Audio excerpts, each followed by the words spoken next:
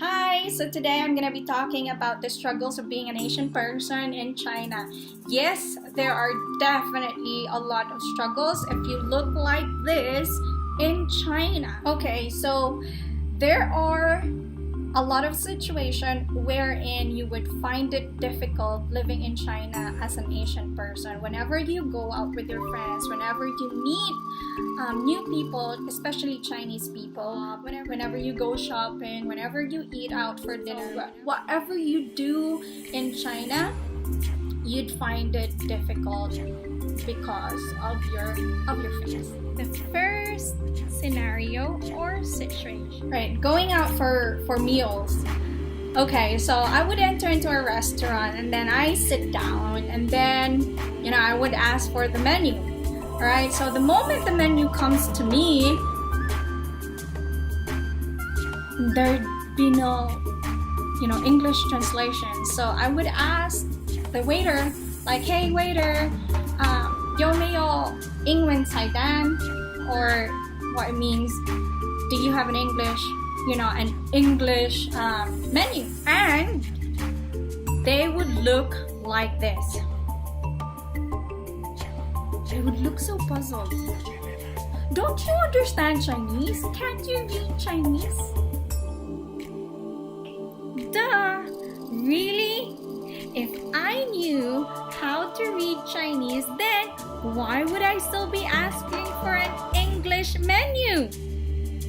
Okay, second scenario would be you just met a person and you are in the middle of your conversation and your Chinese is already running low and you're trying, you're gonna try your best to understand, but to no avail. You still don't understand them, so you're gonna tell them that I'm sorry, I don't understand anymore. And mind you, you already introduced yourself to these people, right? That you're a foreigner. But then what they would do, they would always try to make you understand what they're trying to tell you or what they're trying to explain to you. So what they would do is they would grab a paper and a pen and then they would write it there, whatever they want to tell you. So it's written and then they would show you it. Okay? But ta-da! It's all in Chinese. The fact that they read it in front of you and expecting you to read it with them and understand what they've written on the paper. Like, come on. I can't even speak Chinese fluently. How much more reading characters, right? Or writing characters. It just gets me. Like, duh, why do you have to write it when I can't even speak Chinese fluently? But really, I really appreciate the effort that the Chinese people have shown me for the past. Okay, the third scenario would be you as an Asian person being with your Westerner friends. Alright, can you imagine what happens when I'm with them? I become a translator. Okay? So, Chinese people would automatically look at me whenever they try to explain something to my friends. Okay? So they would look at me like, can you translate it to them? And then, or they would look at me like, hey, your English is very good, so where did you study? Did you study in the States? And I was like, no, I did not study in the States. Oh, but your English is very good. Did you live in the States or did you live in Australia? And I was like, so they asked me to translate. So, being a kind-hearted person, I would always translate it the best that I could. But then, again, my Chinese would run low. I would always tell them, 对不起，我不是中国人, I'm sorry, I'm not Chinese. Can you speak a little bit slower so I could understand it? Right? They would look at me like, from head to toe, like, oh, so you're not Chinese? So what are you then? Where are you from then? And I would always say, I'm from the Philippines. Oh, really? So Filipinos or Philippine people look like Chinese? And I was like, well, I still look different, right?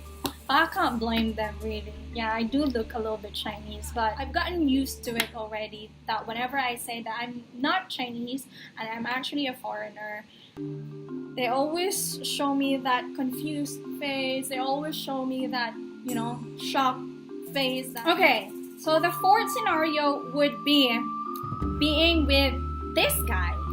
Yeah, this guy over here with my husband.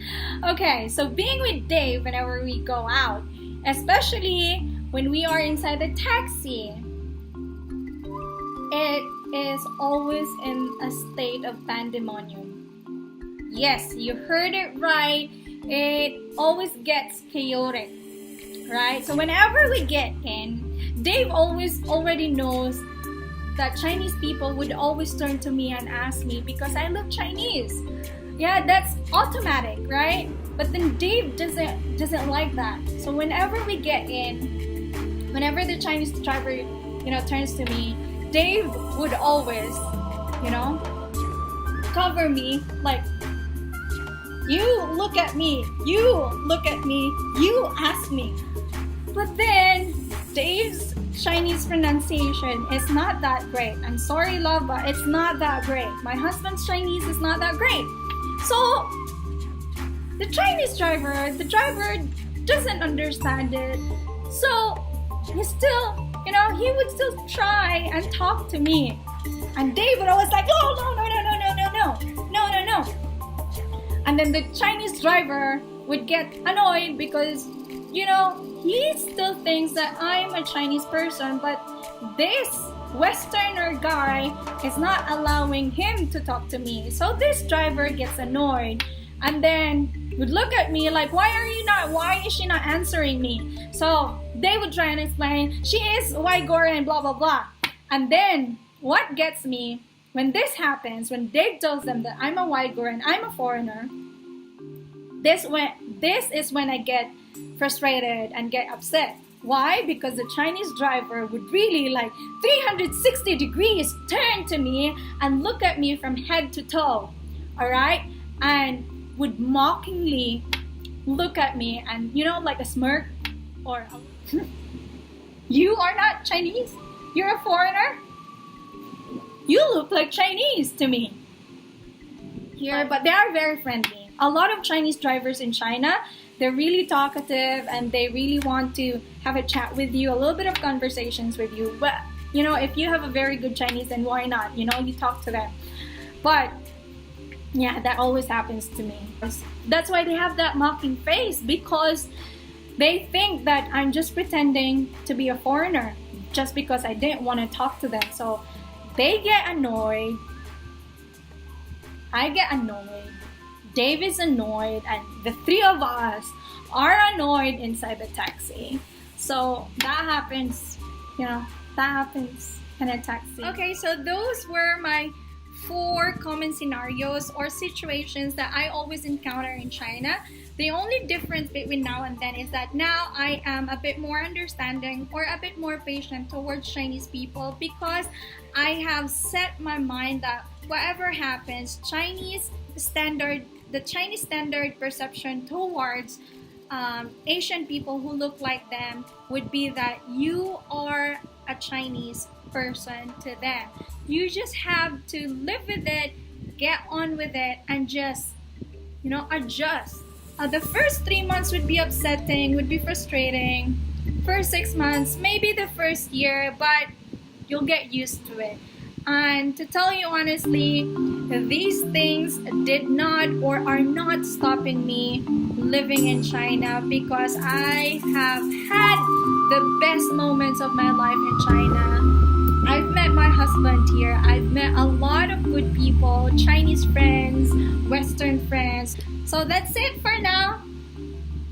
Bye.